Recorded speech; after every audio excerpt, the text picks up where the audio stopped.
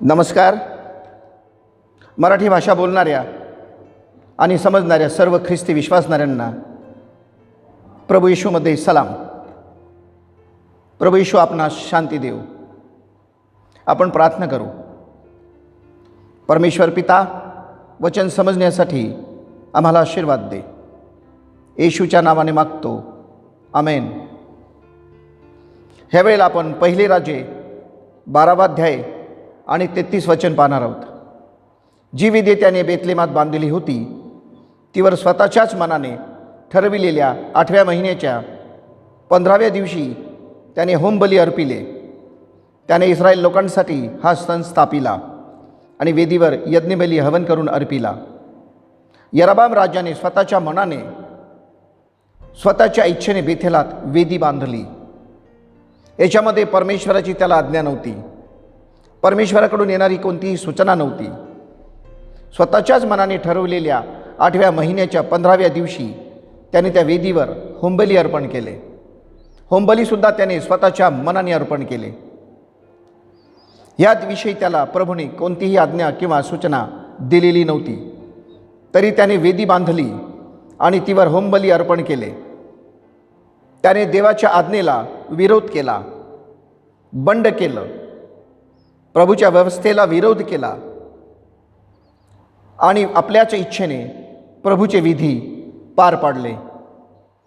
वचन आपल्याला स्पष्ट शिकविते, त्याने स्वतःच्या इच्छेने वेदी बांधली आणि तीवर होमबली अर्पण केले. राजाला परमेश्वराकडून कोणत्याही प्रकारची सूचना, कोणत्याही प्रकारचा दृष्टांत, कोणत्याही प्रकारचा आशीर्वाद परमेश्वराकडून प्राप्त झालेला नव्हता. तरीसुद्धा त्याने स्वतःच्या इच्छेने वेदी निर्माण केली. परमेश्वराची इच्छा नसताना त्याने वेदी बांधली आणि स्वतःच्या इच्छेने वेदीवर अर्पण ठेवलं त्याने आणि अर्पणाचं त्याने होमबली परमेश्वरासमोर सादर केला. आपलं स्वतःचं निरीक्षण करा. आपण आज काय करतो? राजाने त्यावेळेला त्याच्या इच्छेने, त्याच्याकडे संपूर्ण प्रजेचा अधिकार असताना देवाच्या आज्ञेच्या विरोधामध्ये गेला. देवाची आज्ञा त्याने नाकारली. देवाच्या आज्ञेला त्याने प्रथम स्थान दिलं नाही. स्वतःच्या इच्छेला त्याने स्थान दिलं आणि स्वतःच्या इच्छेने त्याने वेदी तयार केली, वेदी बांधली आणि त्याच्यावर त्याने होमबली अर्पण केले. आमची स्वतःची इच्छा पूर्ण करण्यासाठी आम्ही धार्मिक विधी पार पाडतो का? आज आम्ही स्वतःची इच्छा पूर्ण करण्यासाठी स्वतःच्या इच्छेने आम्ही धार्मिक विधी पार पाडतो का? आमच्या विधींमध्ये परमेश्वराची सूचना, परमेश्वराचा आशीर्वाद आणि परमेश्वराचे नियम आम्ही कितपत मान्य करतो? आम्ही किती पद्धतीने परमेश्वराच्या नियमांप्रमाणे चालतो आणि आम्ही कोणकोणत्या पद्धतीने परमेश्वराच्या आज्ञेला मानसन्मान देतो? आपलं स्वतःचं निरीक्षण करा. प्रभू आपल्याला आज्ञा देत नाही तरी आम्ही धार्मिक कार्यक्रम पार पाडतो का? स्वतःला पहा. प्रभू आम्हाला काही काम सांगतो का? किंवा आमच्या स्वतःच्या वर्तणुकीमुळे प्रभू आमच्याशी बोलतच नाही? पहा, विचार करा. प्रभू कदाचित आमच्या वर्तणुकीमुळे आमच्याशी बोलत नसेल, प्रभूचा आमच्याशी संवाद होत नसेल, प्रभूचा आमच्याशी संपर्क होत नसेल. आम्ही विचार करतो का ह्या गोष्टींचा? वेदी बांधली गेली स्वतःच्याच मनाने आणि वेदीवर स्वतःच्याच मनाने अर्पण ठेवलं गेलं. किंवा आमच्या स्वतःच्या वर्तणुकीमुळे प्रभू आमच्याशी बोलतच नाही. आज आम्ही प्रभू आमच्याशीही बोलत नाही आणि आमच्या धार्मिक वडिलांसोबतही बोलत नाही. तरी आम्ही अंदाज धरून चालतो, मी जर प्रभूचं काम केलं तर प्रभू माझ्यावर संतुष्ट होईल. पण आम्ही आजही यराबामाप्रमाणे प्रभूच्या आज्ञेच्या विरुद्ध वागतो. प्रभू आमच्यावर कोणत्या पद्धतीने संतुष्ट होईल? कधीच नाही. आम्ही जर देवाच्या नियमाच्या आज्ञेच्या विरुद्ध वागलो आणि देवाच्या नियमाच्या आज्ञेच्या विरुद्ध आम्ही जर आमची धार्मिक कृत्ये केली तर प्रभू आमच्यावर संतुष्ट होणार नाही. प्रभूचा कोप आमच्यावर स्थिर असतो. प्रभूचा राग आमच्यावर भडकू शकतो आणि प्रभूच्या आज्ञेच्या विरुद्ध वागल्यामुळे आम्ही कदाचित सैतानाच्या बंधनामध्ये पडू शकतो. प्रभू आमच्यावर कोणत्याही पद्धतीने संतुष्ट होऊ शकत नाही. जर आम्ही आमच्या पद्धतीने चाललो, आमच्या विचारांप्रमाणे चाललो आणि आमच्या इच्छेप्रमाणे चाललो. आज आम्ही प्रभूवर विश्वास ठेवून कसंही वागतो, काहीही करतो. आम्ही यराबाम राजासारखा अंदाज बांधतो की प्रभू संतुष्ट होईल. आज्ञाभंग केल्याने प्रभू प्रसन्न होत नाही. यराबाम राजासारखे आमचे विचार असू शकतात. यराबाम राजाला वेदी बांधण्याची प्रेरणा निर्माण झाली. त्याने वेदी बांधली आणि त्याच्यावर होमबली अर्पण केला. आमच्यामध्ये पण कित्येक लोक आहेत, आम्ही आमच्या इच्छेने प्रभूच्या भक्तीमध्ये आम्ही अव्यवस्थितपणा निर्माण करतो, फेरबदल करतो. आम्हाला कुठल्याही पद्धतीचा प्रभूकडून मार्गदर्शन मिळत नाही, सूचना मिळत नाही. आम्ही अंदाज बांधून चालतो. अशाने काय होत आहे? प्रभूच्या नियमांपासून, प्रभूच्या आशीर्वादांपासून आम्हाला दूर जावं लागेल. कदाचित आम्हाला सार्वकालिक जीवनापासून लांब जावं लागेल. कदाचित आम्हाला सार्वकालिक मृत्यूच्या जवळ जावं लागेल. आम्हाला सैतानाच्या बंधनामध्ये जावं लागेल. कारण आज्ञाभंग करण्याचा स्वभाव फक्त सैतानाचा आहे. प्रभूच्या लेकरांना, पवित्र जीवन जगणाऱ्यांना, देवाच्या माणसांना प्रभूने आज्ञाभंग करण्याची सवलत दिलेली नाही आणि तशी आज्ञा दिलेली नाही. पहिले राजे 13वा अध्याय आणि 4थं वचन. देवाच्या माणसाने बेथेलातल्या त्या वेदीविरुद्ध जे शब्द उच्चारिले ते राजा यराबाम याने ऐकले. तेव्हा तो आपला हात वेदीवरून काढून पुढे करून म्हणाला, त्याला धरा. तेव्हा त्याने जो हात त्याचकडे केला होता तो वाळून गेला आणि त्यास मागे घेता येईना. देवाच्या माणसाने बेथेलातल्या त्या वेदीविरुद्ध शब्द उच्चारले होते, भविष्यकथन केलेलं होतं. आणि त्या भविष्याचे शब्द जेव्हा राजाने ऐकले तेव्हा राजाला राग आला आणि त्या रागामध्ये त्यांनी त्या देवाच्या माणसाकडे असा हात लांब केला आणि याला धरा असे वाक्य उच्चारले.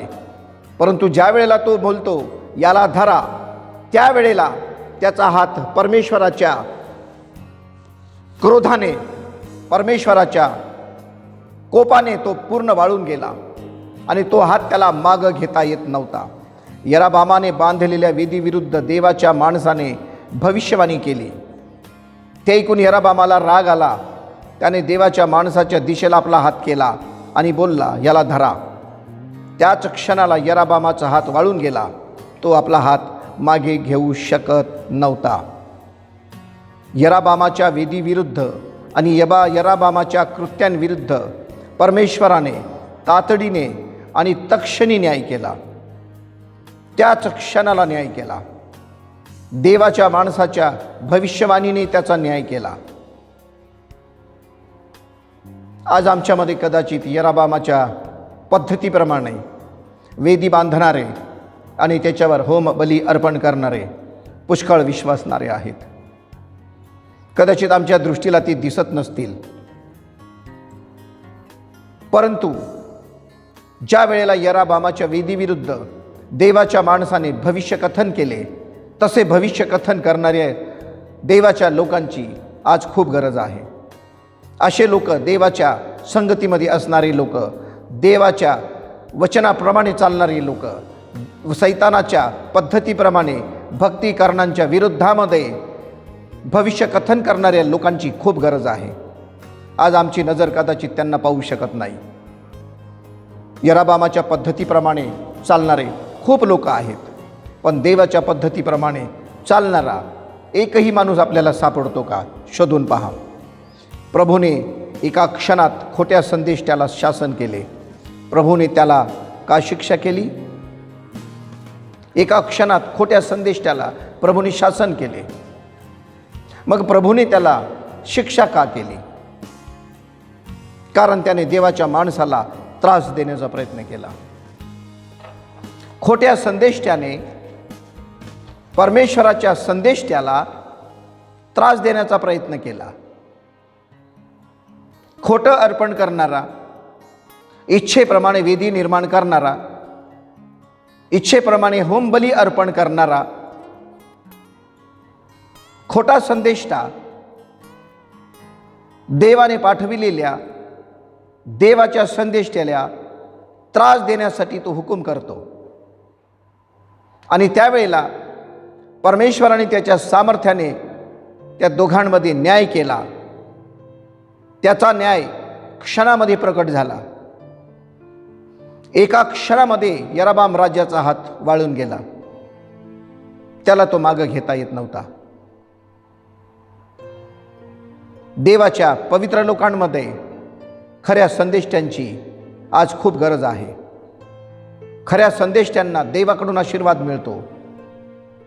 खऱ्या संदेष्ट्यांना देवाकडून त्याचं मार्गदर्शन मिळते. आणि खऱ्या संदेष्ट्यांना देव संरक्षणामध्ये पण ठेवतो. खऱ्या संदेष्ट्यांच्या प्रत्येक वाणीमध्ये, प्रत्येक शब्दामध्ये देवाचं सामर्थ्य, देवाचं अस्तित्व प्रगट होतं. आज आम्हालाही देवाकडून आशीर्वाद मिळतो का शिक्षा मिळते? आशीर्वाद आहे तर आम्हाला मनशांती का नाही? आमच्या जीवनात संकट आणि आजार का आहेत? आज आम्ही जर विचार केला, आमच्या जीवनामध्ये देवाकडून आशीर्वाद आहेत का किंवा शिक्षा मिळते आम्हाला? खोट्या विचारांना, खोट्या नियमांना, खोट्या भक्तीला स्वीकारण्याची आम्हाला शिक्षा आहे का देवाच्या आशीर्वादामध्ये राहण्यामुळे आम्हाला, देवाच्या नियमांमध्ये राहण्यामुळे आम्हाला आशीर्वाद आहे? आणि जर आशीर्वाद आमच्या जीवनामध्ये आहे तर संकट आणि आजार आमच्या जीवनामध्ये का आहेत? जर आम्ही देवाकडून शिक्षा भोगत आहोत तर आम्ही देवाच्या माणसाला त्रास देतो का? त्याच्याबद्दल अपशब्द बोलतो का? देवाच्या माणसाशी आम्ही उद्दामपणाने वागतो का?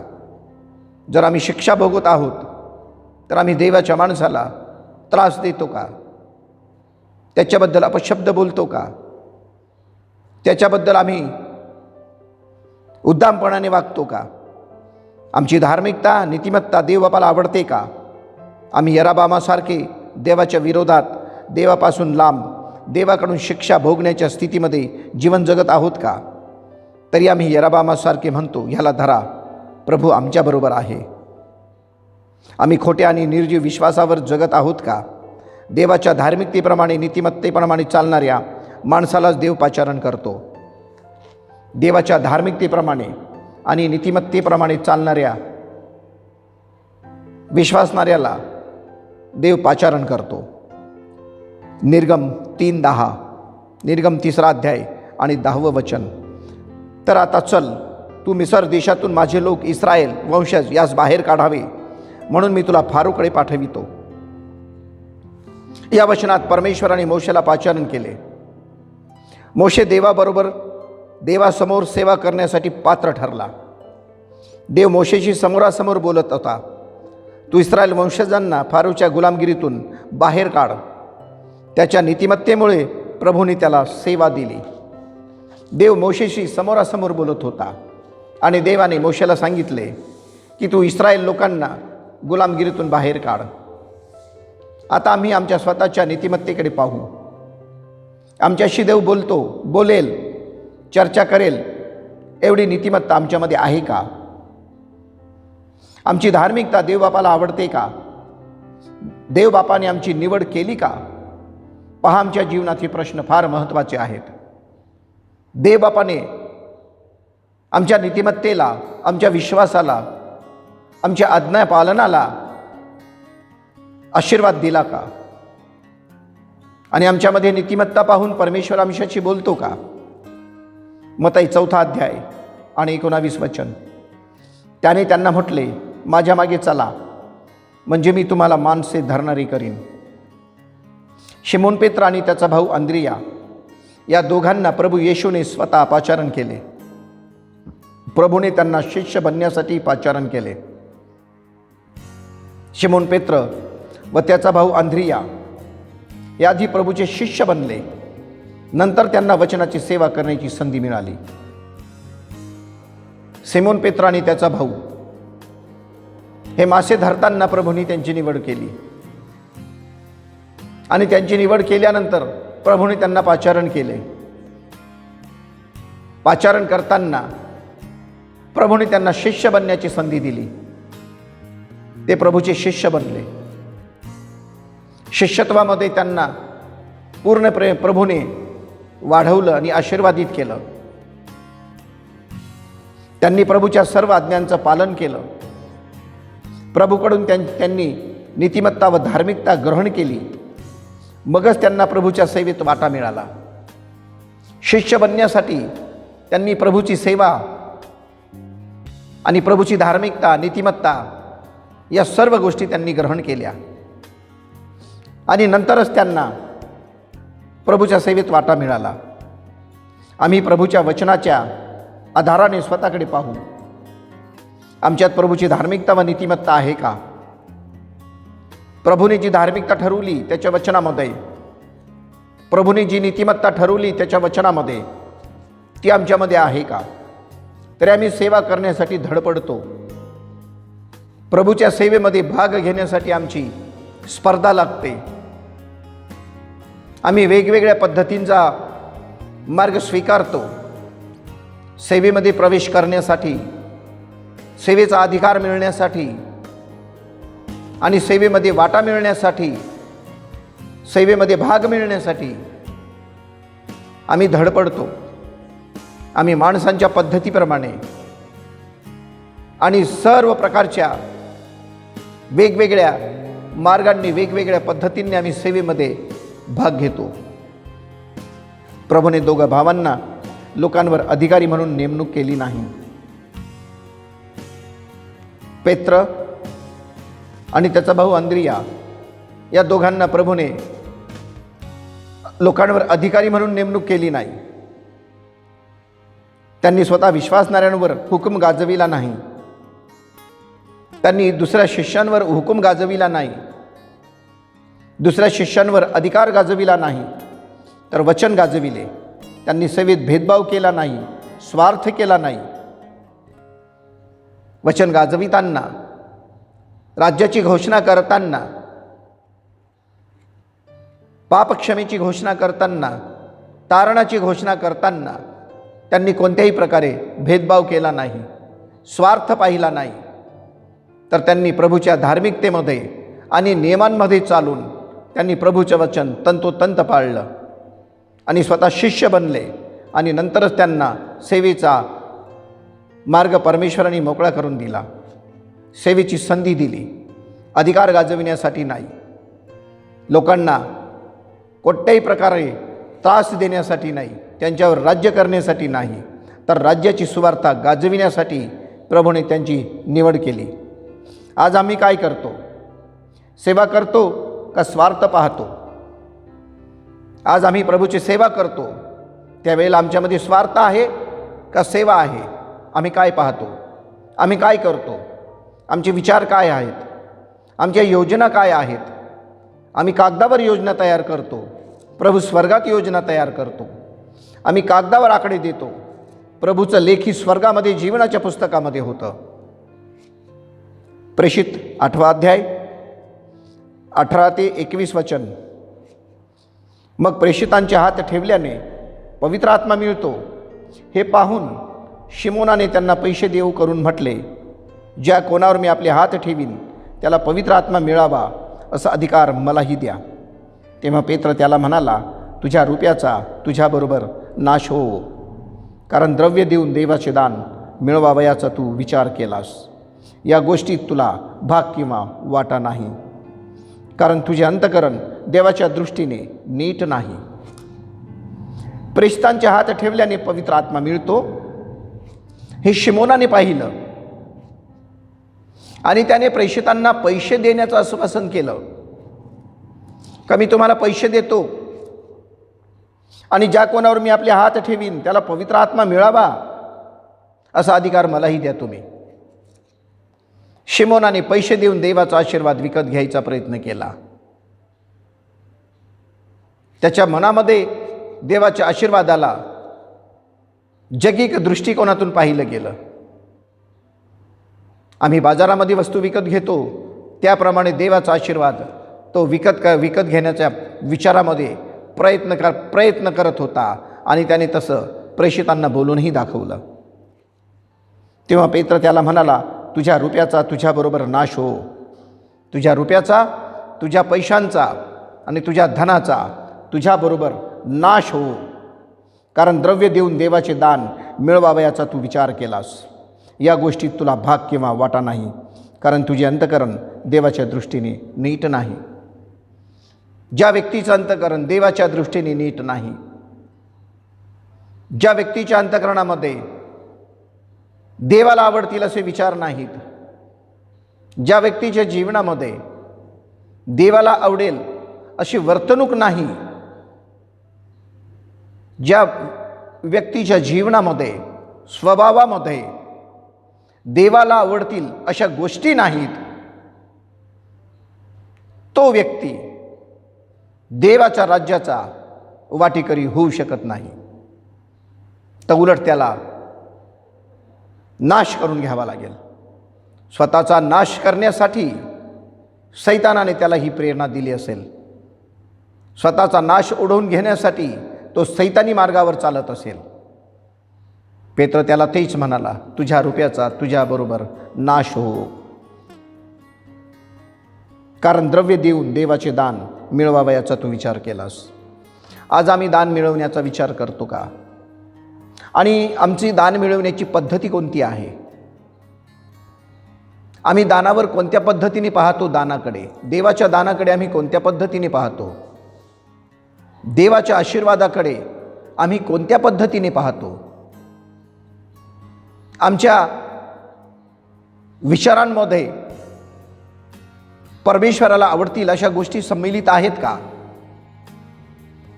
आमच्या वर्तणुकीमध्ये परमेश्वराला आवडतील अशी वर्तणूक आहे का?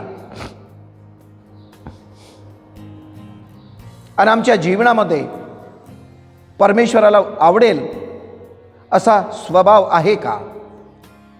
आणि जर नसेल तर आमचाही नाश निश्चित आहे. आम्ही नाशाच्या मार्गावर चाललो. या वचनात शिमोन म्हटलेल्या माणसाने प्रेषितांना पैसे देऊन सेवेचा अधिकार मागितला. पेत्र त्याला म्हणाला, तुझ्या रुपयाचा तुझ्याबरोबर नाश हो. द्रव्य देऊन देवाचे दान मिळवावयाचा तू विचार केलास. या गोष्टीत तुला भाग किंवा वाटा नाही. तुझे अंतःकरण देवाच्या दृष्टीने नीट नाही. अंतःकरण देवाच्या दृष्टीने नीट नव्हतं त्याचं, आणि नीट नव्हतं अंतःकरण, म्हणून त्याच्या अंतःकरणामध्ये देवाचं दान विकत घेण्याचा विचार निर्माण झाला. आज आमचं अंतःकरण देवाच्या दृष्टीने नीट आहे का? आमच्या अंतःकरणामध्ये आम्ही देवाच्या आशीर्वादाला विकत घेण्याचे विचार करतो का? नीट निरीक्षण करून पहा. आम्ही प्रभूकडे कोणत्या अपेक्षेने पाहतो? वचनाचा स्वीकार करताना, सेवा करताना आमचे अंतःकरण आणि विचार नीट आहेत का? देवाचं दान मिळविण्यासाठी आम्ही पैसे देतो का? जेवण देतो का? किंवा धार्मिकता सोडून वेगवेगळ्या मार्गाने देवाचं कृपादान मिळवण्याचा आम्ही प्रयत्न करतो का? तशाने आमचा नाश होईल. प्रभू येशू त्याच्या निवडलेल्या माणसाला स्वतः कृपादान देतो. इतर मार्गांनी प्रभूच्या माणसाला कृपादान मिळविण्यासाठी धडपड करण्याची गरज नाही. प्रभू त्याच्या लेकरांना स्वतः कृपादान देतो. मार्क 3 अध्याय 14 आणि 15 वचन. तेव्हा त्याने 12 जणांची नेमणूक केली, अशासाठी की त्यांनी आपणाबरोबर असावे व भूते काढण्याचा अधिकार देऊन उपदेश कराव्यास त्यास पाठवावे. शिष्यांनी प्रभूच्या सोबतच असावे म्हणून त्यांना निवडले.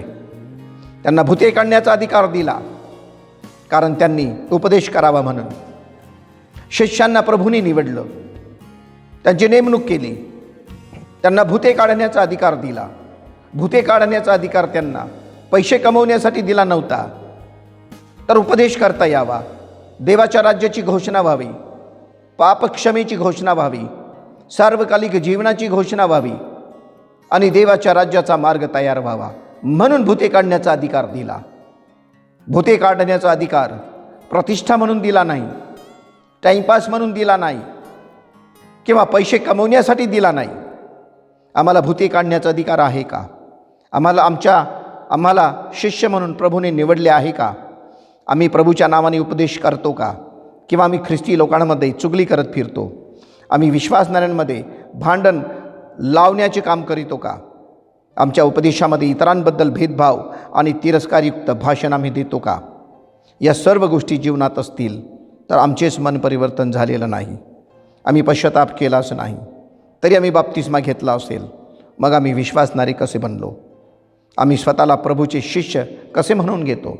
आमच्या जीवनामध्ये आम्ही जर प्रभूला आद्यस्थान देत नाही, प्रभूच्या वचनाला आद्यस्थान देत नाही, प्रभूच्या नियमांना आम्ही आद्यस्थान देत नाही, त्याच्या योजनेला आम्ही आद्यस्थान देत नाही आणि त्याच्या पद्धतींना आम्ही आद्यस्थान देत नाही, आम्ही कोणत्या पद्धतीने बाप्तिस्मा घेतला आहे आणि आम्ही कोणत्या पद्धतीने प्रभूवर विश्वास ठेवून चालतो? मग आम्ही खोटे विश्वासणारे किंवा खरे विश्वासणारे? आणि आम्हाला शिकवणारी लोक खरे खोटे संदेष्टे आम्ही काय ठरवू शकतो? आम्हाला कोणत्याही गोष्टीचं भान राहत नाही. आम्ही वचनाशिवाय कोणत्याही गोष्टींचा निराकरण करू शकत नाही. प्रत्येक गोष्ट आम्हाला वचनामध्ये ठेवून पाहिली पाहिजे. फसू नका. आजच विचार करा. आमच्या मनाचं परिवर्तन झालं पाहिजे, आमच्या विचारांचं परिवर्तन झालं पाहिजे, आमच्या वर्तणुकीचं परिवर्तन झालं पाहिजे. प्रभू जुन्या स्वभावाने चालणाऱ्या लोकांना सेवेसाठी निवडत नाही. प्रभूसारखा स्वभाव ज्यांनी धारण केला त्यांनाच प्रभू सेवेची संधी देतो आणि अधिकार देतो. ज्यांच्यामध्ये जुना स्वभाव काम करतो, ज्यांच्यामध्ये जुनं आचरण काम करतं आहे आणि ज्यांच्यामध्ये वचनाच्या विपरीत नियमावली काम करते आहे, अशा लोकांना प्रभू सेवेचा अधिकार देत नाही. त्यांना भूते काढण्याचा अधिकार देत नाही, त्यांना वचन सांगण्याचा अधिकार देत नाही, कारण त्यांच्यामध्ये जुना स्वभाव वास करतो. अशा लोकांना प्रभू सेवेमध्ये वाटेकरी बनवत नाही कधी आणि त्यांना अधिकारही देत नाही. तर त्याच्यासारखा स्वभाव, प्रभूसारखा स्वभाव, प्रभूसारखे विचार ज्या लोकांच्या जीवनामध्ये आहेत, अशा लोकांना प्रभू सेवेची संधी देतो. अशा लोकांना प्रभू सेवेमध्ये संबलित करून घेतो आणि अशा लोकांना प्रभू सेवेसाठी तयार करतो आणि त्यांना सेवेचा अधिकार पण देतो. ह्या वेळेला आपण प्रार्थना करू. प्रभू येशू, वचन ग्रहण करण्यासाठी आम्हाला आशीर्वाद दे. येशूच्या नावाने मागतो, म्हणून तो ऐक. आमेन.